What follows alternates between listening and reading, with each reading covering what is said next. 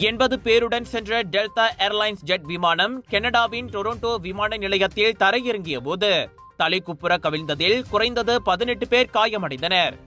60 வயது ஆடவர், 40 வயது மாது மற்றும் ஒரு குழந்தை கவலைக்கிடமான நிலையில் உள்ளனர். ஆனால் உயிரிழப்பு எதுவும் ஏற்படவில்லை என்று அதிகாரிகள் தெரிவித்தனர். அனைத்து 80 பயணிகளும் விமானத்தில் இருந்து பாதுகாப்பாக வெளியேற்றப்பட்டனர். காயமடைந்தவர்கள் ஆம்புலன்ஸ் வண்டி அல்லது ஹெலிகாப்டர்கள் மூலம் அருகிலுள்ள மருத்துவமனைகளில் கொண்டு சேர்க்கப்பட்டனர். விபத்துக்கான காரணம் அல்லது விமானம் எப்படி குப்புற விழுந்தது என்பது குறித்து எந்த விளக்கமும் வழங்கப்படவில்லை.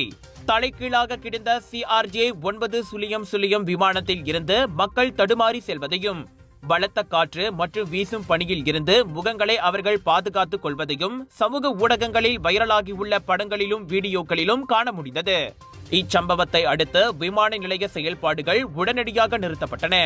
சுமார் 2 மணி நேர தாமதங்களுக்கு பிறகு உள்ளூர் நேரப்படி மாலை 5 மணிக்கு விமான நிலையம் மீண்டும் செயல்பட தொடங்கியது. சம்பவத்திற்கான காரணத்தை கண்டறிய கனடா போக்குவரத்து பாதுகாப்பு வாரியம் உடனடி விசாரணையை